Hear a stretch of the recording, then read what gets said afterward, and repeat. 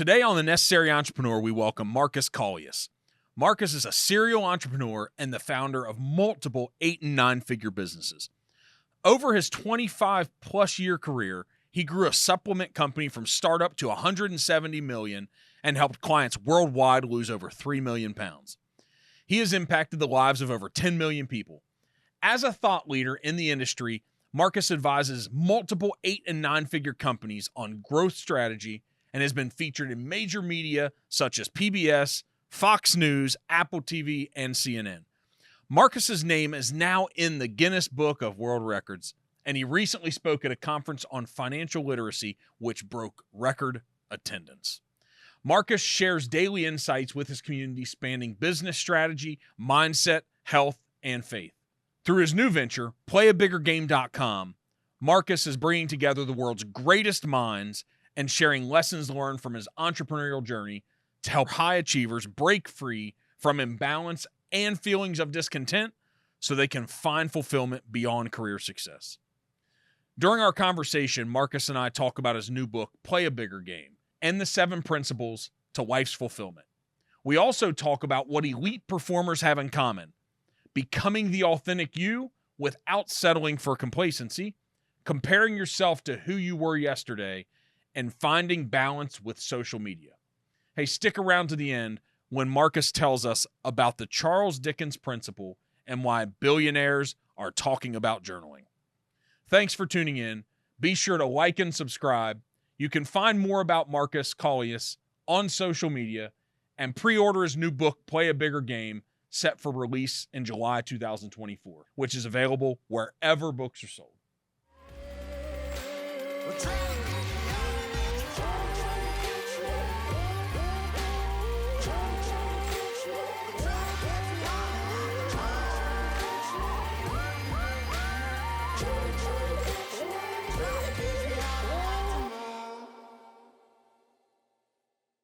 Sometimes I get to have these conversations that I'm really excited about. It doesn't mean that every guest isn't some form of awesome in their own manner, but I just love when I get to be personally in the space of what I consider to be greatness. And today we have Markus Kaulius. And if I get into the intro and all the exciting, great things he's done, it's going to take me like 15 minutes to read this thoroughly. But to hit on a few things of the things that Markus has really accomplished, he's a serial entrepreneur, which fits in with the necessary entrepreneur, with the topic of our podcast. He has a book that he's written. It's called Play a Bigger Game. That's actually available for pre-order right now. Pre-order, you want to get in line because I'm sure they're going to be sold out. But you've been a serial entrepreneur in multiple 8- and 9-figure businesses over a 25-year plus career. And the reason why that's so significant, we just shared, being in your 40s today, it means he started in this game really, really early in life. So that's going to be good. He grew a supplement company from a startup to $170 million. I don't know what that means when you sell it, but that means a lot of money in Mulachi. And you help clients worldwide lose over 3 million pounds. I could lose a few myself, so I'm expecting to gain some more intelligence and brilliance today too. And something that Markus is really proud of, he's impacted the lives of over 10 million people. So I'm pumped for having you on, man. Anytime we can get a Canadian that's north of the border from where I am, especially in such a significant community in Vancouver, welcome on today, man. I'm pumped about this conversation over the next hour. Wow, what an intro, Mark. I am so excited to be here, man. I love your energy. I'm like warming my hands by a good fire here, brother. I think we're going to pour into people. And honestly, I love what this podcast is about. I want to call this the Necessary Podcast because I think being an entrepreneur, it's such a privilege. And not enough people recognize that and appreciate how necessary entrepreneurs are. We need people thinking outside the box and creating, doing something different. Don't just bow down to the big box stores and the big corporations and go, I guess they've got it covered. Let's reinvent. Let's bring something new to this world. I'm just psyched to have this conversation. This is going to be something new that we're bringing to this world. All right, let's go. So, hey, if it's necessary that entrepreneurs exist and we go out and we go on these big ventures and adventures in life, why is it necessary to the world, to these countries that we're involved on, to the overall worldwide account? Why is it necessary that entrepreneurs exist and continue to extend ourselves beyond where we're currently at? Why is that necessary in your mind? Oh man, this is so good. Wow, we're jumping right into it. I'm going to go two different directions. One, I'm going to start with kind of the negative. If entrepreneurs don't exist, we are just crossing our fingers and hoping that the big corporations are going to do the right thing. Tell me when that worked out for us. Tell me how that's working out for us today. To put that trust in the big players, that it's not just going to be about money, that they have our best in thoughts and needs in their mind. Ouch. But more importantly than that, big businesses, it takes time for them to innovate. They have gone on a path. They make money a very specific way. Innovation is not always their friend. Yeah, you can think of the great Teslas and Apples of the world, but those are actually the minority. The majority is, hey, this is the way we do things. And all we're going to do is we're going to grind down our costs even worse. Oh, you guys don't mind us using slave labor? Well, we're going to make it even worse now. Entrepreneurs are so necessary to keep people honest and to invent and to hear what the world says and goes, hey, we really need more of this. We need people doing it with integrity. We need people caring about our health and then immediately showing up with solutions. And that excites me so much. I mean, that's who I've been my whole life. I see these issues and I never wanted to be one of these guys that just complains. You know what's wrong with this, Mark, and this, and this, and this business? Okay, well, what are you going to do about it? And then I not only vote with my dollars, which we're going to be talking about that today. I think it's so important that people realize you are voting with your dollars. So don't just say, oh, I'm so against them using slave labor. Oh, really? So where do you pick up your groceries? Well, I mean, I have to still buy them. No, vote with your dollars. But then more importantly, those people who are like, I feel like I should be starting a business to do this, to combat this, to create this solution. Please, I'm begging you. Please. I feel like you just gave us an intro into the book that can be pre-ordered now about playing a bigger game. Yeah, buddy. You know it. So break down the idea of the book and entice us to go out and spend you said, vote with our money. Yes. Entice us to make a vote with our money on buying your book and the impacts it can have on our life, the mindset, the thought process of it. Oh, man, thank you for this. So first of all, it is Play Bigger Game. It's the 7 universal principles to help you experience real fulfillment and to win at life. This book was written for so many people who have this calling, like they know, they're listening to me right now and they're like, I think he's talking to me. I've got something inside of me that says I should be playing a bigger game in life. There's more to life than what I'm experiencing. I haven't experienced the good life, the excitement in life, the passion that I did when I was in my 20s. I'm here to tell you there is more for you. You can experience that every single day of your life. You have to take some action. You have to make some moves. A great first start, and I'm not just selling it, is go buy the book. The book not only explains to you all the steps I took, all the mindset tools that I have in my chamber that I use on a daily, the perspective shifts, but most importantly, in my opinion, I have challenges all throughout the book that say, hey, stop reading right now and try this. Without taking action, nothing will change. So if you feel stuck in life, and I promise you, I felt stuck for so many years. I was on such a crappy path. I was looking at my path going, there has to be more than this. This is going to be a suck life if I have to just keep doing this. So I want to tell you, I have so much mercy for you. I have been there and I put up with that for so many years. And then I started taking action. And these are the exact actions I took.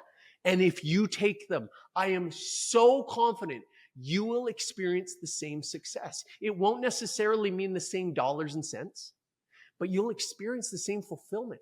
You can instantly change the way you see the world. It will bring you more joy. It will bring you more excitement. You'll live with more passion. You will enjoy the things of your life more than you enjoy them today. So I guess an argument could be made as I'm sitting here talking about the passion coming out, you just describing the book, but it's almost the person that you would become from taking the approach that you're laying out, that person is capable of compounding dollars and cents if that is one of the end goals. Yes, I love that. I love that. And it's not even just the end goal, because a lot of us do this. We go, yeah, that if I become that person, I get it. If I have that kind of money, I get it. I'll have the kind of success and happiness and whatever you're talking about. What's exciting is it's the journey. The journey for who you will become along the way to reach those goals. That's where the juice in life is. And that's what I'm here to help people see. If you start taking steps on this journey, it's not this thing that's so far away and I don't even know where to start. Yeah, you do. And I will help you and I will push you and I will keep you accountable so that you just start taking those steps. And then each day you can look back and go, wow, I took a few good steps. I am not the same person I was yesterday. And we'll celebrate together. This world doesn't celebrate enough. We need to pat ourselves in the back once in a while. Don't just look at social media and go, well, look how much further they are. I mean, I'm nowhere near there. I've only worked out a few times. You worked out a few times. It's phenomenal. The you a month ago couldn't even imagine somebody who worked out 3 times in a week. So we're going to celebrate that together. Yeah. So we talk about this idea touches on the idea that, hey, the idea of comparing yourself to others is the thief of joy. I believe in that. Is it okay to compare ourselves against maybe our previous self, the person I was yesterday, the person I don't want to be? Like, how can we play that game? Where can is that healthy? Oh man, Mark, what beautiful questions. 100% I agree with this. 1, don't compare yourself to others. There's no win there. There is 0 win. You are a unique snowflake, a unique unicorn on this planet. You absolutely should compare yourself to who you were yesterday. And I'm going to give a new spin on something here. We've all heard, yeah, but you should love yourself who you are today. I only just fully understood that sentence in the last 60 days because I always saw, I saw a big problem with this. It sounds so foofy. It sounds like this hippie, like, go hug a tree. Like you got to just love yourself for who you are. Here's what I see as the difference for me now. I can love myself for who I am today without getting complacent with who I am today. See, I love myself so much that I know what I'm capable of. And I'm going to lovingly push myself and support myself to know that tomorrow I'm going to be better because I can and I should. And this world and all the people around me, my family, my network, my community, my country, this world needs me to become the best version of myself. So yes, I can love myself without just going, so it's okay. Go sit on the couch, Marcus. You're good. You're good the way you are. And I think there's a lot of high achievers who struggle with that, right? That's why I had such a problem with that. Oh, so that gives me the license to do nothing because I'm fine without. No. You have so much potential. Love yourself enough to do something with it. Where did this journey start for you? I had to hit rock bottom. I was 15 years old when I hit rock bottom, and I feel so blessed that I got to have those crappy years early. And by the way, I consider every year of my life a major blessing. Even though there were so many crappy years, there was so much challenge that I went through. And one of the greatest victories that I've had in my life is not just accepting that stuff happened, but being truly grateful for those years. Because if you always see this as like, man, Mark, I've got all this baggage with me. I'm not going to do that well in life because you don't understand what I went through. And listen, I appreciate right now so many people going, Marcus, you don't understand what I went through. I know. I bet so many people had it way worse than me. But I can tell you so confidently, you are capable of seeing those things as gifts. And what if all of that stuff that you think is baggage, that you had to struggle through, those challenges, those challenging years, those challenging times, what if that was actually a blessing? I know that's a hard thing to wrap your mind around, but if you can start to come up with answers, here are some of the answers that it changed my life because of the divorce that happened, that I had to go through, because I was raised without a father around, because my mother had to go back to school full time and work full time, and I didn't have a mother in my life as much as I would have liked to. I became the parent that I am today. I'm obsessed with my little girls. I became the husband that I am today. I'm obsessed with my wife. We celebrate 20 years this year. That is the greatest woman on the planet. She is the gift, the greatest gift God has ever given me. So there's so much I can take from that. Because of all that, I became the independent man that I am. I'm strong. I've got work ethic. See how you can turn that into your super strength? And if you do that, you'll recognize that you were created so unique on this planet to be uniquely you, and the world needs you to be uniquely you with all of your warts and all of your scars. And it's because of those scars. That's your origin story. Man, if you like the superhero movies, you had to go through that to become the Wolverine, to become Deadpool. So I embrace it that way. And when you do, oh my goodness, the way that you're going to recognize opportunities in front of you, it's incredible. So you invoked superheroes.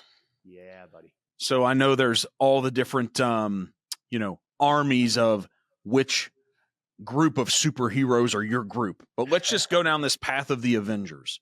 Yeah, buddy. And so individually, superheroes have these awesome superhuman capabilities. And usually they have one. But then together as a group, they make each other so much better.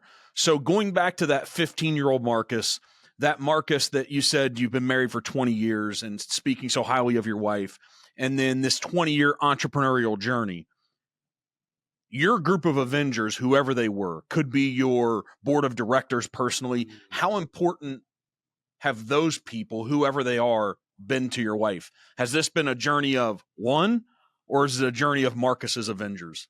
Oh, this is beautiful. So I'm going to bring up one of the most common quotes there are when we're talking about this kind of thing. We are the average of the 5 people we spend the most time with. And I think this is so critical that people really focus on this. So first and foremost, take an inventory right now. Who's in your squad? Who are your Avengers? And if you're a high achiever, I get this answer all the time because I love working with high achievers. I've been performance coaching high achievers for more than a decade now. Generally speaking, the answer is, oh man, Marcus, if I'm being honest, I'm the high achiever. I'm bringing up the average and everyone else is bringing me down. It's okay. You're not alone. And the answer is not, okay, we're just going to drop those 5. It doesn't have to be like that. So don't get scared and worried about that. But what you do need to do is you need to start involving and surrounding yourself with more people to bring your average up. Stop being the smartest person in the room. Start challenging yourself. And so to answer your question, man, I didn't learn that for so long. I was trying to grow in a silo. I was that guy who thought, oh, I'm a lone wolf. And unfortunately, because I would use that kind of language, I created that path for myself. I was the lone wolf because I thought I was supposed to be the lone wolf. Now, there were a few people who came into my life here and there. Tony Robbins is in my 5. And thank God, he actually came into my life when I was 15 years old. He was an amazing father figure to me. And he's one of my 5, not because, Tony's one of my best friends. No, but because I spend a lot of time with him. And it doesn't mean that I have to spend it with him in person. Reading his books, listening to his works, challenging myself on his content, that makes him one of my 5. And when you have a 5 like that, you surround yourself with people like that, you have nowhere to go but up. You will grow. You will find strength in yourself that you had no idea. You will learn new perspectives for this world so that the world is conquerable and that you realize what an important role you play.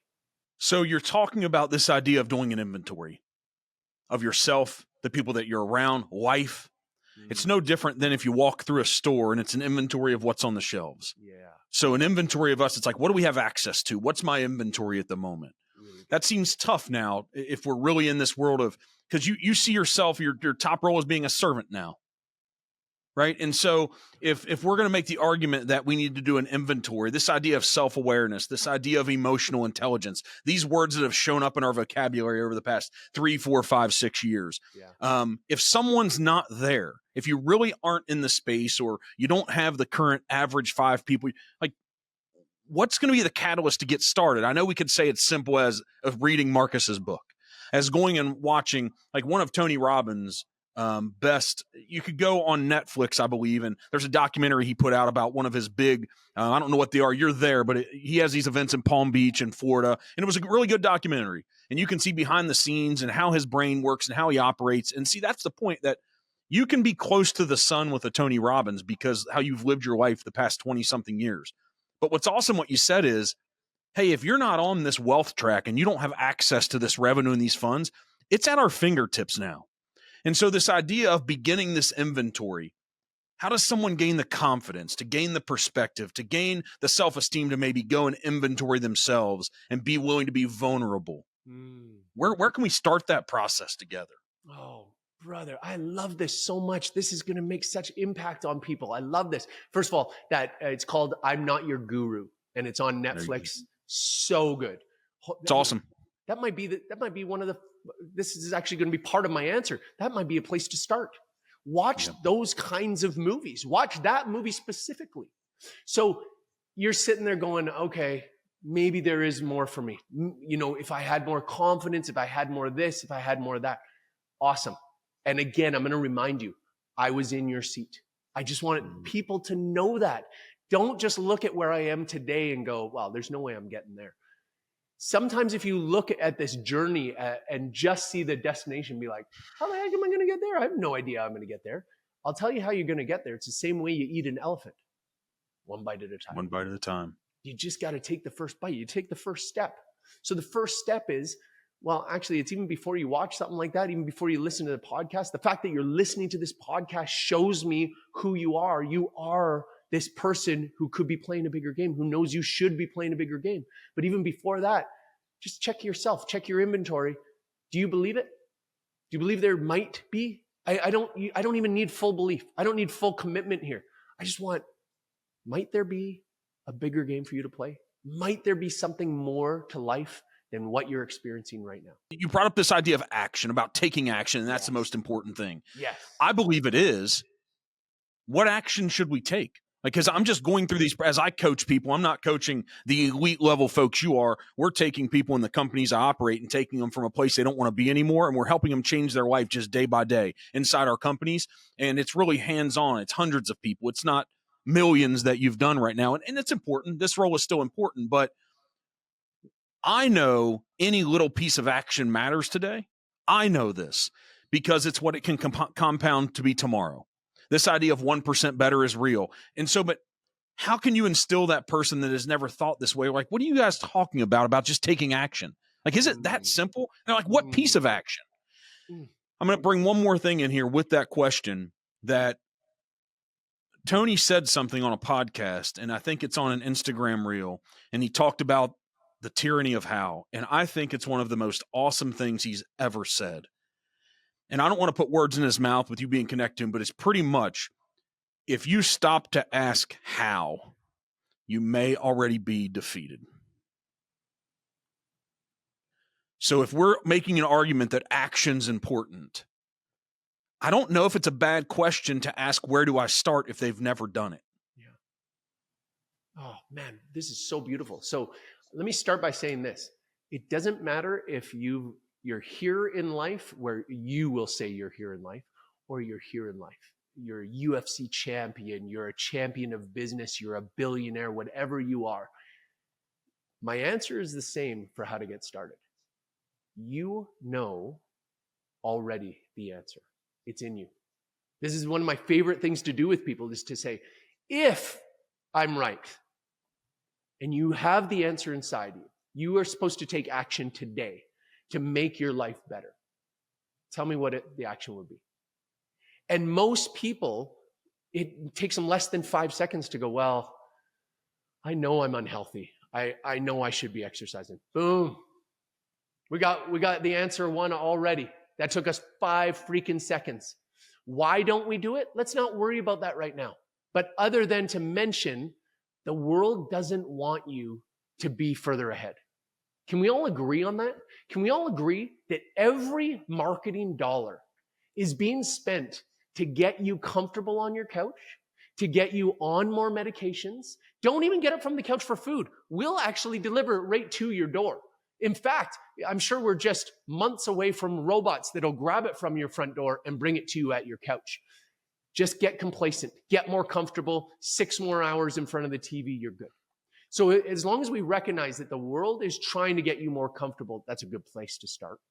Second, you got to get some exercise. Okay, get moving. Well, Marcus, I don't even know how to exercise. You know, I've always been out of shape or whatever my story is. Okay. What if I said you have the answer inside you? What do you think it is? Well, I could go for a walk. Boom! You knew. It's not rocket science, but unfortunately we're thinking it's rocket science and it's stopping us from even taking the first step. What's so exciting to me about taking action and why I encourage people, you just need to start. I want people to understand that 90% of what I'm going to need to know to be successful is on the path. 10% is up front. So I don't stop to learn everything I can. In fact, I'm usually the guy who's like, I've learned enough. I'm good. I'm just going to start moving. Will I make mistakes? Absolutely. But I'm not going to fret over the mistakes. I'm not going to guilt myself. I'm not going to stop and hold on to decisions for weeks or months. I'm going to lose sleep on these things. I'm just going to start moving. You won't believe how quickly on your path you're going to quickly go, oh, wow, I thought I was supposed to be going this way. It's actually that way. And it's just these little pivots, and it's okay to make mistakes. Nobody's going to remember me. Like, Mark, you've seen my resume. How many of my mistakes were on that resume? How many? There's probably too many mistakes to even put on the resume, is what I'm assuming. You're absolutely right. And what's so much fun about the mistakes, in my opinion, when people use words like, oh, you're being humble or whatever, it's like, oh my goodness, if you knew about all the mistakes I made, you wouldn't be calling this humble. You wouldn't call this humility. I have a resume of errors, mistakes, goof ups. Man, I am just a product of someone who listens to what God is telling me to do, and I keep moving. I show up every single day. I'm going to be 1% better each day. That's it. I'm not trying to reinvent myself every single day, but you won't believe if you start taking these little actions. You go for the little walk. Instead of trying to go from 7 fast food meals a week down to 0, you're going to go from 7 fast food meals to 5 fast food meals. That's not world changing, but it makes a difference in your life. And after a couple months, you drop one more meal, you drop one more meal. And what'll happen over 5 years or 25 years is the world has radically changed. It's why it's so important to have, whether it's a paid coach, whether it's just somebody that you follow and read, it's so important to have elite coaches around us that really care about our outcome. How important has your, I'm going to call it a health journey, because you're massively healthful. I can't see your cardio inside your body, but just go to your Instagram and follow you and just look at you. Health is important to you. How important has this health journey and how you've lived your life, how important has this been to your elite successful outcome? Oh, thank you for setting this one up like softball off the backboard for me here. Mm-hmm. It's critical.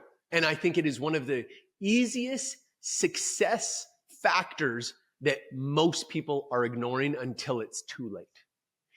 If I didn't perform like I do in the gym, if I didn't challenge myself, if I didn't learn the disciplines that I learned, none of this would be here. This is a product of fitness, almost first.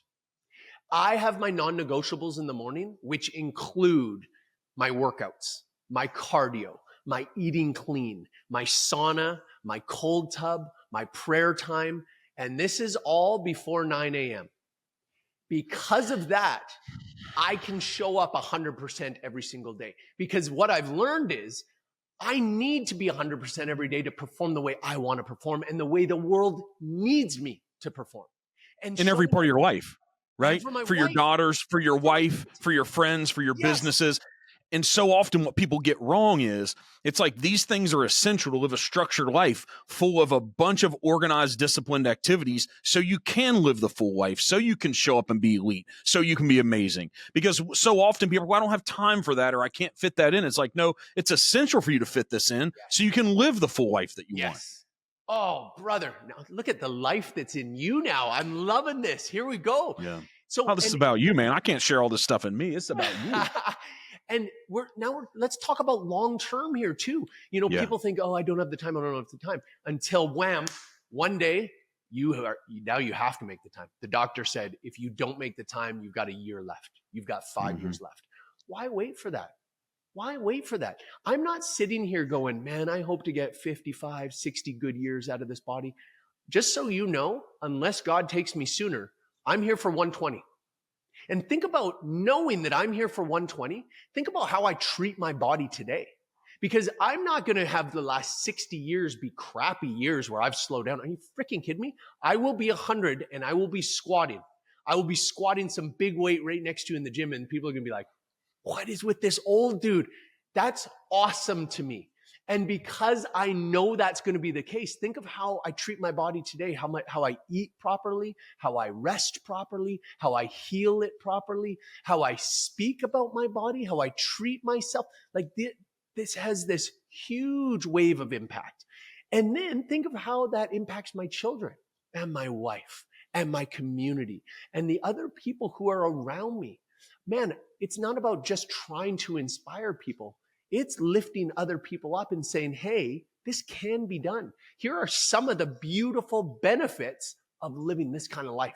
Where did this responsibility that you feel to be such an example to the world, where did that come from? I don't think it takes long when you being on this journey, you being on this path. Like, honestly, I get to see sometimes it only takes weeks for people when they're making transformations, when they've just made a few little decisions. You know what? I'm going to move towards something better for my life, that other people take notice. And now one of the skills that I was somewhat born with was leadership skills. I just recognized, you know, what a leader looks like, what it takes to be a leader. And when I started to see other people making changes in it and other people now taking notice of those people, I said, wow, that's a lot of responsibility. And I welcome it. I'd love to be a positive leader in people's lives. I don't know if that wall can be scaled. Hey, I'll try. Let's find out. Oh man, guys, all we had to do is try. It's actually a much shorter wall than you think. It wasn't that big of a deal. Come on over, everybody. Come on. And you could be that person. I know that although many people are going to be like, well, Marcus, I don't have those leadership skills. I wasn't born with leadership skills like you. You are a leader. In your life, you are a leader. I don't care who is listening. You are a leader. And by you taking the smallest amount of action in your life, you are going to inspire other people. So for some people, that can be a great motivator to go, I know I'm being watched. Man, if you are a parent, you should be listening right now. You need to be taking those steps to show your kids. Our kids are watching us every single day. And so many of us, and I'm saying this out of love and mercy, not judgment, but so many of us are letting other people and other things raise our children. And I have one question for you. How's that working out for us? It's not good, and we all know it. And, you know, things like the iPad. The iPad is raising so many children right now. And again, I'm saying that without judgment. I have so many times allowed my kids way too much iPad time. But allow me to give you some inspiration. So one of my daughters, she's 12 years old. My daughters are two of the most amazing little females on this planet. They are going to be incredible leaders. They are going to absolutely change this world. And it breaks my heart when I slip up and I allow them too much iPad time, because it's a freaking drug. There is no argument there. And by the way, if you didn't know this, there is almost no executives in Silicon Valley that allow their children to have iPads or iPhones. That should tell you something. Yeah, that's tough to wrap our head around. And I think, so that goes into, those folks would be considered elite. Yeah. I don't know if they're elite humans to follow the example of how they're living, but they're elite in their accomplishments, their position that they hold in society. And so, hey, your daughters, you're so confident they're going to become these incredible adults. I would say that all you're doing is you're predicting an outcome. It's not a judgment. You're predicting an outcome based upon, most likely, the significant inputs and attention of you and your wife. Brother, you are really great at what you do. I love this. I love listening to you. You put things so beautifully. And what you're getting at, and I know where you're leading me and I love it. If we do certain things in our lives, you can predict what's going to happen. Success leaves clues. 1 + 1 = 2 every single time. If you do this and this, it equals this. And it's not what people think.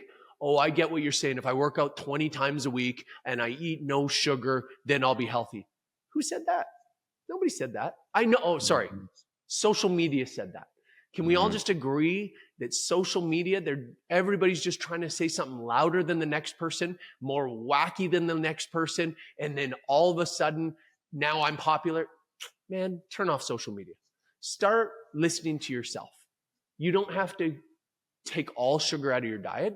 If that's where it leads you to, fantastic. But that's not the only way to do things. Having less sugar than you have right now, having less alcohol than you have right now, having more exercise than you have right now. These things, 1 + 1 will equal 2. And It does, man. one more thing about social media, they say you will have that 2 within a month, or else you're doing it wrong. I'm an overnight success. Check out my Lamborghini. Come on, guys. We know that's not waiting for a lottery ticket, man. You're waiting for a lottery ticket in that brother. situation. Oh my goodness. Bro, we speak the same language. I talk about that all the time. Every once in a while, there's an outlier. Every once in a while, somebody gets really lucky. Yeah. But the elite performers that we find in life, that you're coaching, that you're impacting, that you're putting yourself around, those people didn't win the lottery ticket, man. No. This is a compounding of a decade or 2 decades of consistent behavior. And the reason why what you just said is important is life is really serious. Doesn't mean it's not fun, but life is really serious. And when you take it serious, what you realize is your behaviors indicate and dictate your outcomes. Yeah. And so that's all we have to do is you just have to look at the folks you're around and how you're acting. And if you consistently act like that, and that's your behavior day after day after day, you can predict what the outcome is. Yes. Because history and life in the past centuries have told us, if you act this way, this is what's going to happen. Yeah. And so it's important to take it really serious. You don't have to be mad at yourself. You don't have to beat yourself up. Again, you don't have to be judgmental. That's not what this game's about. This game's about if you want to wake up and you want to live a better life, start making some different decisions, just little small ones that you're talking about. Yes. Just some little small ones. This doesn't have to be changing overnight, because most things I've found in my life, nothing changes overnight that's going to end up being really, really, really good in the long term. Yeah. Yeah. So why do you like coaching and engaging with elite performers? It's who I've been designed to be. I first, my new chapter in my life, it's all about giving back. I just love serving others. It's been about 4 or 5 years now where my definition of success really started to change. I was selfish for a lot of years. I'll totally admit that. When I started to recognize that if I could help someone else succeed and achieve and achieve their dreams, whoa, that was a 12 out of 10 for me every time. Even the littlest goals. Hey, Marcus, I worked out 3 times this week. It felt really good. Yes. Oh, that fires me up. That is worth more to me than like, hey, Marcus, the deal came through. You made $1 million. It's like, oh, that's really good. And it's not because I have so much money that $1 million. $1 million is a ton of money.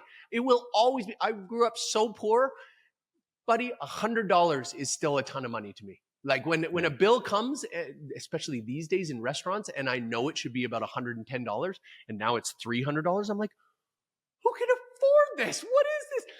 So I love supporting and lifting up others. So I'm called to do that. That's who I've been designed to be. That's me being my authentic self. And in that, by the way, there's some clues about you becoming your authentic self. Everybody listening, the things that light you up, that fire up your heart, that you're so passionate about, move towards that. Learn more there, because that's who you are authentically supposed to be. And the more you become your authentic you, the world is going to bow down to you in very special ways. You will be connected to the people you're supposed to be connected with. You will repel the people who you are supposed to repel. So for me, I'm very much drawn to those high achievers who just need those little tweaks. Like maybe they're doing really well over here, but this part of their life is a mess. So I deal with a lot of people who are doing well in business and in just monetary ways or financial or career ways. they would look very, very successful. But unfortunately, when you peel back the curtain, their health is not what it should be. Their relationships at home are not what they should be. Their purpose in life is not what it should be. So to me and to them and to anybody who understands that situation, that's not success. Like if it's just dollars and cents, that's not success. So I love helping people go, okay, let's figure out what you did to create the success in this lane. And we're going to use those principles over here because they translate perfectly. For some reason, we think they don't translate. And when going back to fitness, the stuff I learned in fitness, the discipline, the commitment, the consistency. Oh my goodness, I take that into business every single day. It carries over every part of your life. Absolutely, it does. Yeah. So you touched on it's okay being our authentic self. And to make sure I see if we're talking the same language here, how I process this when you say it, I'm like, that's okay. But it touches on the topic you brought up about 30 minutes ago. But it's like, hey, but what fires in my brain is, hey, it's still important to chase greatness, though. Yeah. Being your authentic self, it doesn't just mean you're good where you are right now. There you go. One of the things I love to talk about, I talk about this a lot with parents, like loving your kids for who they are. That's wonderful. But do you talk to your 6-year-old and go, I love you just the way you are. You don't need to change. No, I'm not going to send you to school because why would I? That means you'd learn more and you'd grow. No. Right where you are. So why do we stop in our 20s? Why do we stop in our 30s or our 50s or our 70s? Why do we? Well, because we get comfortable. Yeah. Because going back to what we said earlier, you have to recognize the world is marketing to you to get comfortable, to stop, slow down, enjoy the roses. And we misunderstand it too. I give ourselves a lot of grace because we just misunderstand this stuff. But just like we don't tell our 5-year-old, I love you how you are, you can stop now. I love myself right now, but I love myself so much, I can't wait to see who I become tomorrow. And in 5 years, it's going to be freaking glorious. What do the elite performers have in common? What I see that elite performers have, they don't just have goals, but they recognize that they are going to have to become something very incredible to attain those goals. If that's not the case, like I'll just be able to reach that goal, then you are setting the wrong goals. If you are setting the goal of like, hey, one day I want to reach the end of my driveway. Holy smokes, that's a pretty low set goal. And by the way, it's okay to set little pinpoints along the way. It's good to have celebrations along the way. But when you're setting a goal, man, you got to think big. And that goal should be so big that you have to challenge yourself to go, man, I have to commit every single day to becoming the person who can attain that goal. But coming back to you, Mark. No, I just, what I found from my own life is that every time I level up, that we like talking about, to this next level of success, and I just think success is like the newest, better form of me. That's what I arrive at. It's just me being more capable. That's how I define success. If you become more capable, you can have everything you want. But what has led me there every time is whatever the current task at hand, because I've had a lot of ridiculous jobs where I didn't make much money coming up when we were financially poor, probably similar to the way that you grew up. But the thing that is linking all of the so-called successes from the outside that people believe I've had, and there's many more to come, is I just cared about doing a really good job every time. There was something about me that I woke up and said, I'm not so focused, because goals are important. I think goals are important because I set this thing out so far, 3, 5, 7, 10, 20 years, and I wake up when I'm 65, hopefully. It's important because that's the thing that can keep you going when you have some failure and resilience needs to show up and you realize like, hey, if I don't keep going, I've got no shot at that thing. But what really has gotten me there is just focusing on this daily task or this daily process that's in front of me today and making sure that I just do that really, really well. And I think if I have tunnel vision, if I'm laser focused on that specific thing, I just have so much faith and commitment in what I figured out about life. I'm going to become everything I want to be plus more. Yes. Oh, I just think it's so important to care about doing a really good job with the task at hand. Brother, I love that. And I think that's really missing in society these days. And I know there's about 1 billion words we can use here, but I'd love to focus on integrity for a second. I don't think we talk about integrity enough anymore, but what you're saying there is you care about your integrity. You're saying, I want to put my stamp on this day. And for me to put my stamp on this day, to say, I gave it my all, I put something into this day, I'm going to leave my mark on it. Well, I've got to really show up. I've got to do my best. Like, I care about the quality of my work. And one of the reasons I believe that's really missing is people are misunderstanding what a job is. Like, hey, I just got to, whatever, we're supposed to make money or something. I don't even know why. And so I show up to this stupid, I don't even care about what we do. Can we stop you right there? Anybody listening who has a job that they really don't care about, can you at least consider that there's a job out there that was made for you, for your passions? And if you were to show up for that job, imagine how much more productive you'd be. If it was something that you were really passionate about, that you loved doing. I believe there is that kind of job out there for everyone. Now, it doesn't mean it's not going to be hard work. And I think there's a real misconception like, well, then nobody's going to be a garbage man.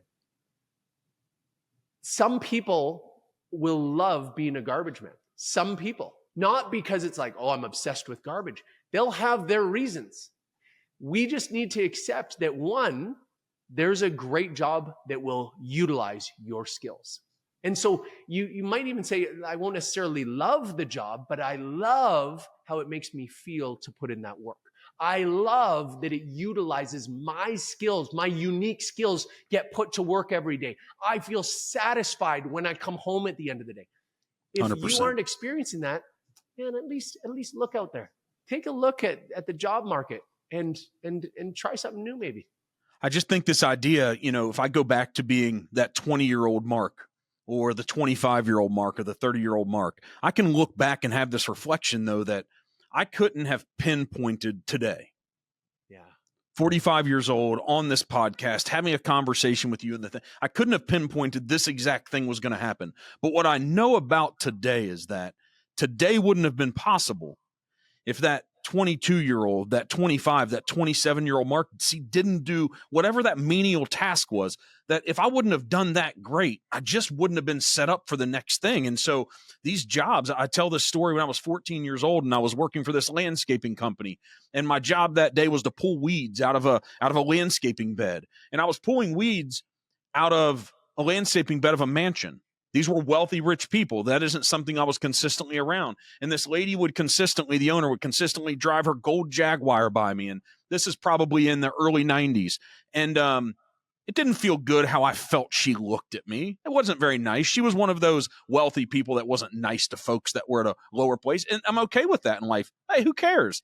I just know she's not a happy individual, and that's a whole nother conversation. But I didn't focus on any of that. I just knew that the person who gave me a job that day for probably $3.50 or $4 an hour said that your job's to pull those weeds. And I figured out really quick, this is how simple it is, that I cared about whatever job he gave me, I did it well. And I realized when I was pulling these weeds that the root wasn't coming up. And then I realized in my brain, if I'm not getting the root, the weed's going to come back. And then I realized if the weed comes back, he's not doing the job he committed to, being the business owner, to do the job properly that he got paid for, which comes downstream to me. And so that was a problem solving really quick. But all that came from this place of integrity that you touched on, that it was really important for me to do a good job. He wouldn't have known if I was getting the root, not that day, but in a month he would. And so I've just taken that idea through every point in my life, working little fast food restaurants, working as an employee from 19 to 25, everything that I did in traditional college courses. And so that has led me to today. And then what I've learned about myself and about this life is, if I continue to take this approach, life is limitless. Brother, what a beautiful analogy. And what a beautiful thing for you to focus on regularly. People, rewind it back 2 minutes. Listen to that again. Where can you apply that in your life? Have some love and respect for the work you're doing. And you won't necessarily see the benefit in a week or even in a month, but you will in 6 months or a year. And more importantly, you will see the benefit internally, because it's not about what did I accomplish just today. You are changing your insides. You're changing your mindset. That, when you listen to that story, do you not immediately go, of course Mark's successful. Of course he is. Just that one piece of his brain working that way equals success. That's all it takes. Will he have failures? Of course he will, because everybody does. But it's not about And that's when you learn. Yes. That's when we learn, man. And Yes, and brother. listen, those lessons, they're hard lessons. Yeah. They aren't lessons that I set out to learn. I tell you, they weren't in the business plan. Yeah. They weren't written down that, oh, I can't wait till this day comes. But it is inevitable that those lessons are going to show up. Yeah. And if I'm so focused on my goals, if I'm so focused about getting back up and doing a great job, who you can becomes incredible. So where did the idea? So this book that you've written, I'm excited about listening to it myself. I don't read every book for every person that I have come on. Sometimes I start a book and I'm like, yeah, okay, I've gotten 50% of the way through. I've taken some good things. Let me set it down because it's not impacting me. But I think this playing a bigger game. Why is it a game? Why is it playing a bigger game? Who is it? I think it was Tony Robbins who put this in my head. The way you look at life, if you say life is a grind, you are going to live a very different life than someone who goes, life is a game. If you say life is a challenge, or life is an experiment, it's really important, the words that we use, the way we tag things. So I'm very careful with the words I use. And playing a bigger game, it really is the mantra of my life. The crappy life I had early on, I always was thinking I should be playing a bigger game. There's more to this life. There's more that I should be experiencing. And so this book, it flowed out of me. I was really called to write this book. I mean, even to say that I wrote this book, it's a bit of a generous statement. I really felt like God wrote this book through me. And no, I didn't have a ghostwriter, but no, I wrote this book. And Mark and I talked before that I'm going to be the guy doing the audio because I can't wait to talk about it. I can't wait to speak like this to people. So by the way, if you're listening to this and you're like, this guy talks too fast, he's got too much energy, you won't like the book. I appreciate you won't be buying it. For anybody who's like, I don't know, this guy Marcus is speaking to my soul, you better get my book because I will change your life. And playing a bigger game, I just know there's so many people out there. When I can run into anyone, anywhere, and I just know they're complacent. I know they don't feel like they belong where they are in life right now. And they're like, as soon as they hear the words play a bigger game, they're like, I should be playing a bigger game. I know I should. When I was in my 20s, when I was in my teens, oh man, I was such a stud. I was such a star. And it's like, why not be a star of your 40s and 50s and 60s? Quit worrying about what you didn't do, right? Yeah. Yeah, get busy now. The idea of the best time to plant a tree, it's yesterday, but hey, listen, there's no better time than now. I love it. So you're a platinum partner with Tony Robbins. You already talked about him in the beginning, but I had that down. Yes. And I've never gone to those events. I've never been involved in them. But you travel around the world and you get to go to these amazing locations and probably be around elite folks. Yeah. I bet at that level, those aren't people that are chasing eliteness. They're probably in the process of it. Yeah. What have you garnered and taken away from those? I bet you come back from those moments. A lot of people go to seminars and go to events and they come back and don't take action. But I'm assuming those events changed you. Oh, radically. So I'm very blessed to spend time with these people. And my goal is to always take away some nuggets and to put them to use immediately. So allow me to share you two of my favorite stories to share from my last year and a half with Tony. One was at Finance Mastery, and we're in Sun Valley, Idaho, beautiful ski resort. And Tony brings together, don't quote me on this, but I think there were 16 billionaires that he brought to teach us about what's really going on in finance. And so huge names like Ray Dalio and Stephen Forbes and these amazing titans of industry. And by the way, I'm not saying because they're billionaires, they're better than us, but I am saying these guys might know a thing or two about money. So, they have receipts, man. They have receipts. Yeah, they got receipts. So, one of the craziest takeaways that I had in the first 3 days out of the 7-day week with them, the one line that I saw right through all billionaires agreeing on is you need to journal more. I was like, what? What a weird takeaway. I'm listening to these billionaires, what stock tips, where to put my money, but nope, journaling. And I really started to focus in on this. And of course, I'm going, all right, I'm going to start. And by putting things onto paper, there are so many studies that show what happens with your brain. Because we have our conscious brain, and it's capable of amazing things. It's capable of handling 2,000 bits of information per second. Per second. That's incredible. But our subconscious... It's a hell of a processor. Yeah, it's a hell of a processor. Yes. Yeah. But our subconscious, over 4 million bits per second. 2,000 versus 4 million. What happens when you journal something, when you put it on paper, is you take it from here and you put it back here. And now you can actually take the good stuff in life. What did I learn today? And I want it back here because of those 4 million, that's what's dictating everything you do every day. Should I get up and get going? Yep, because of these reasons. But when we keep dropping the stuff from here, I learned something so good yesterday. What was it? What was it again? What was it again? Or how about, I heard the funniest joke in the world. No, nothing. Write these things down. So I've been journaling ever since. And one of the misconceptions about journaling, and I didn't understand this, one of the reasons I didn't journal before, I'm like, when am I ever going to go back and read this stuff? Maybe never. It's not the important part, is it? Not the important part. I haven't. I have yet to look back on any of it. But what's wild is I can recall so much of what I put down, especially those turning point moments, the nuggets, the things where I felt something coming, downloading from up above, the things that I felt in my heart, like, hey, maybe I'm supposed to be doing more of this in my life. I can grab them now because I wrote them down. And that's one of the crazy things I learned. Now, I want to tell you one other one because this was absolutely life transforming. Tony took me through the Dickens principle, and it's from Charles Dickens. And remember what happened with Scrooge. And Scrooge got to see all this terrible crap that's going to happen and all the ways he's polluting and ruining his life. And then he got to come back. Now, how do you want to live, Scrooge?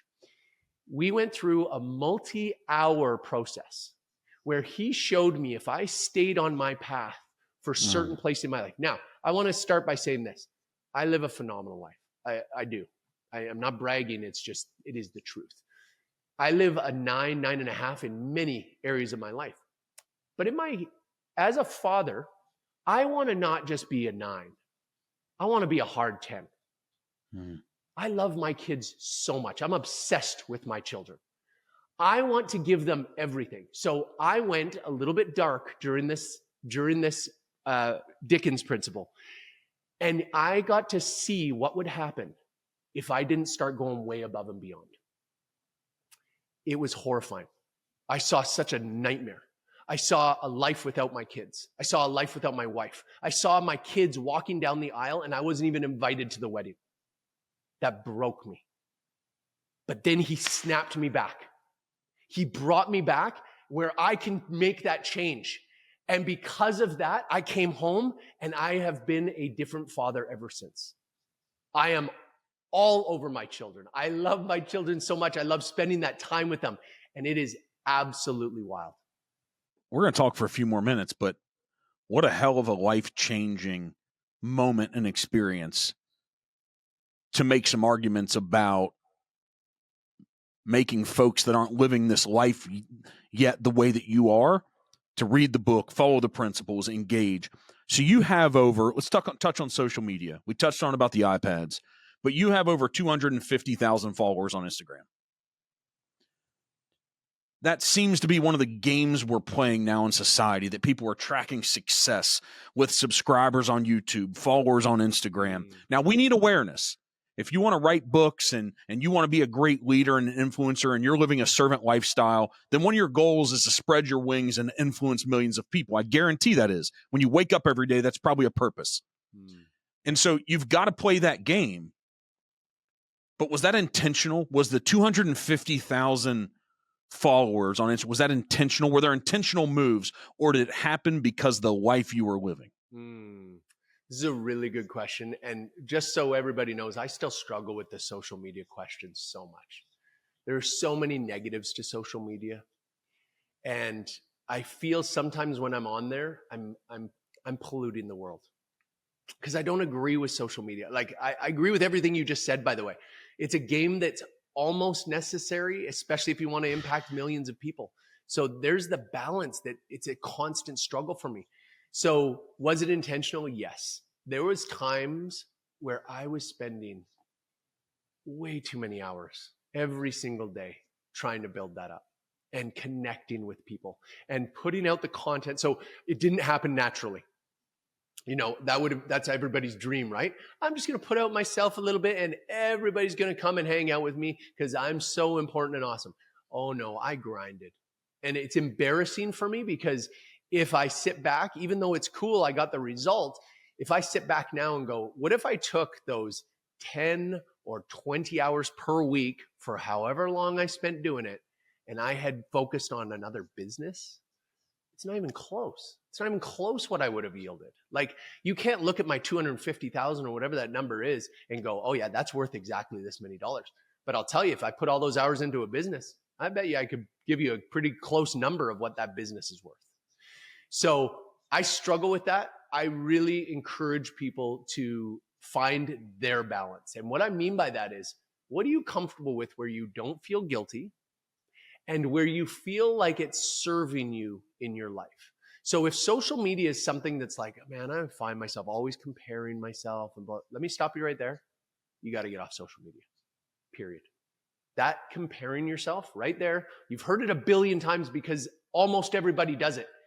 And that is the worst part of social media, because I don't know if I've ever heard someone go, I compare myself to them and therefore I work so much harder and I'm actually achieving.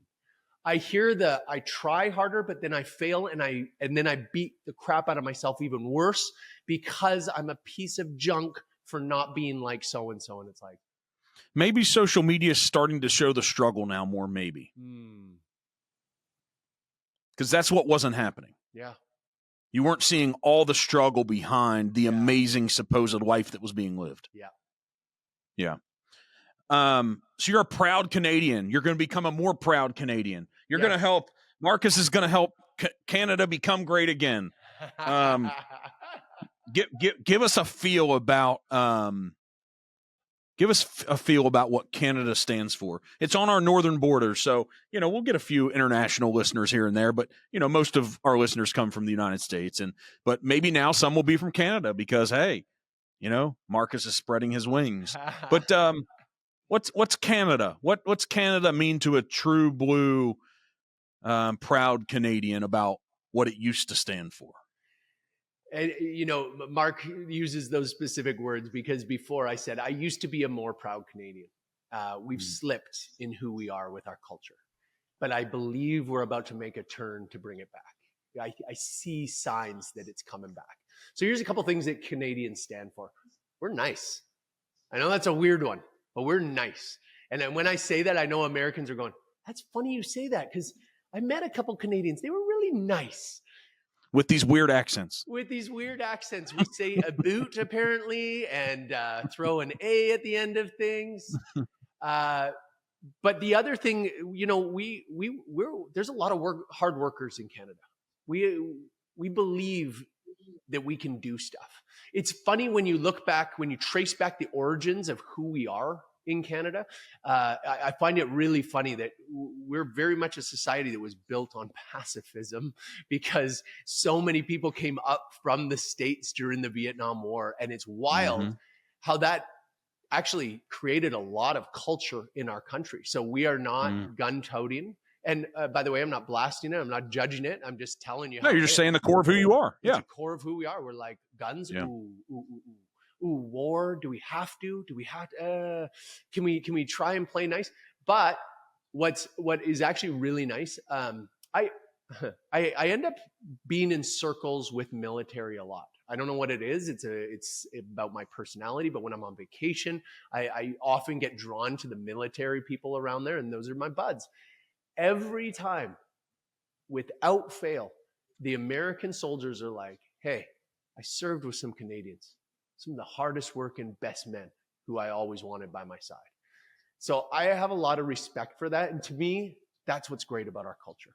We are that kind of human being. When we do something, we tend to commit to it. And so that's what I want to create again as our culture. I'd love to be one of the voices that people go, hey, I know one Canadian. He really takes his integrity serious. He cares about being a good leader, a good steward, and he is making a better world in every way. You're going to make big impacts here, man. This next journey of your life, it seems like the first 20 years were building a life, and you shared that some of it was more selfish than you wanted it to be. So maybe now you're going into this place of selflessness. This is what it feels like. And it feels like you're becoming a servant in all parts of your life, the way that you talk about your daughters, you're reading this book, trying to help others and playing a bigger game. And the entrepreneur Markus, it's not gone, but I think it's evolving to a new guy, a new human. What are you most excited for looking towards your future over the next 5 or 10 years? When you wake up every day, what really makes you excited about what you're working for? One of the things that's on my heart so much these days, I'm really drawn to the next generation of entrepreneurs. And it doesn't mean just the young entrepreneurs, but it's just anybody who's starting to feel that calling in their life. Like, I think I should be doing this. I'm so drawn to those people, and I love pouring into those people. I love lifting them up. I love trying to package what I've learned in my 25 years and go, here, how can we distill this down so you can have this success in the next 3 or 4 years and then far surpass whatever I've done? That excites me so much. That's the juice of my life right now. So, I love working with people. I love performance coaching people. I've got a lot of guys that I'm mentoring. I'm investing in a lot of businesses these days because I love that. I love seeing people making their dreams come true, making real impact on this world. And then also figuring out ways of giving back in bigger, broader ways. Like I'm looking at one of my callings these days. I'm working with a very elite group. We're starting to pull kids out of the sex trade. It's a beautiful cause. And when I first started to learn about it, I was like, oh man, I'm really feeling called to this. And I think over the next 6 to 12 months, you are going to see a radical change. One of the things that I love seeing is that it's becoming hot buzz. People are all talking about it. That excites me. That is a good thing. And I'm working with some incredible people who are going to make a real impact and pull a lot of kids out of that. Man, there's no doubt you showing up in people's lives, it's going to help them live a more necessary life. We touched on that. It's not just about the name of the podcast, but surrounding ourselves with great elite people who have accomplished great things. It's important for us to live a better life. So thanks for showing up in my life today, man. I think this hour and a half that we spent, there's going to be tidbits that I can reflect on and help me get a little bit better tomorrow. And if we can all do that together, man, I think we can all, it seems like a big idea, but make our communities a little bit better, make our regions a little bit better, make the world a little bit better. Because I think inherently who we are as humans, maybe it's in line with the Canadians, but I think we are nice. I think we are kind. I think we do care about helping other people live a better life. So, but it's important for us to show up intentionally and be necessary. So thanks for being you, dude. Whatever brought you here, all these experiences in life, thanks for showing up and writing the book. And you'll be in our ears very soon when we go and do the pre-order and get the book and the Audible. So Mark, thanks for tuning in. Thanks for being a part of what we're doing, man. Mark, hey, I just want to say thank you so much for what you're doing. You are a great leader. And I'm so grateful to have been here, spent this time with you. You're amazing at what you do. And one last gift. Hey, everybody, listen up. Spend 1 minute and go give this podcast a 5-star review. It goes so far. Mark works his butt off. He's got a team that's working their butt off. The least we can do to show our appreciation is go give that 5-star review. It means so much. It shows it to more people. More people are going to see that it's got 5 stars. They're going to be connected in. Mark deserves it. His team deserves it. So let's show that little bit of love. God bless you, man. Thank you for what you're doing. You're awesome, man. Thank you.